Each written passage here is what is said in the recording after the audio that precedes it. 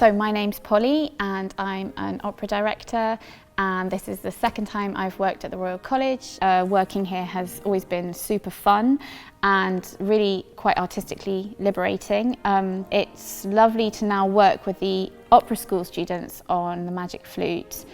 And what I'm loving is the double cast element of the process, because it allows me to work collaboratively with them, and also you notice how much the students who are, like, for example, sharing the role of Papageno support each other through that process, and one person has an idea and the other one takes it and develops it, and it becomes a really fun collaboration.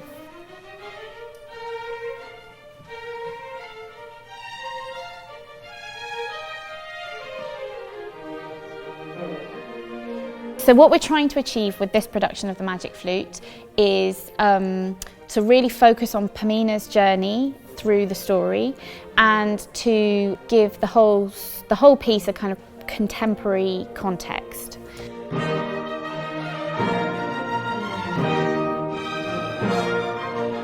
We use two different kind of worlds to elaborate on that. We have a world of a school where Sarastro is a teacher and there are other priests who are teachers within the school, but most of the protagonists of the piece are school children, so they're aged between like 14 and 16.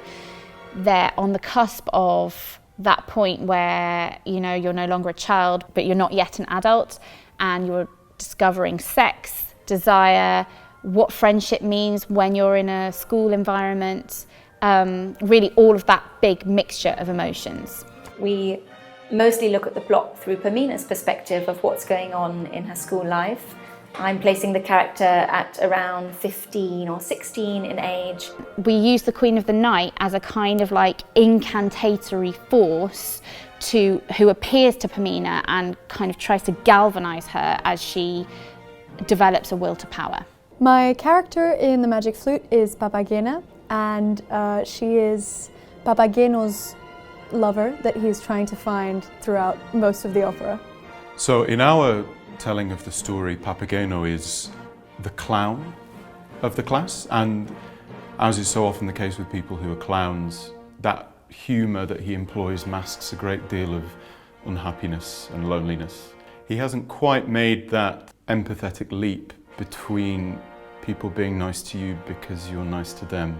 And because of that, I think he's really quite immature for his age. My character is Prince Tamino. He is going on a quest to save the princess, but we're really looking at whether she also saves me. My favourite part are the two big quintets that we sing with the ladies and Papageno, because it's so exciting to do that kind of ensemble music making on stage. Quite a rare opportunity to do that. Within this production, Monostatos is one of the dominating students in the school. He's a bit of a ringleader and gets involved within a love triangle with Tamino and Pamina.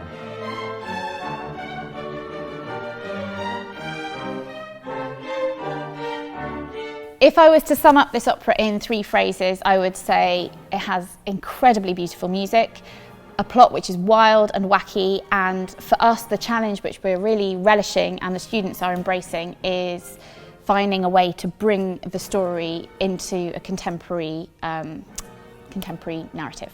I think in our production, because we are representing people younger, there is a sense of trying to do that, being faithful to our own memories of what it was like to be that age without playing a caricature.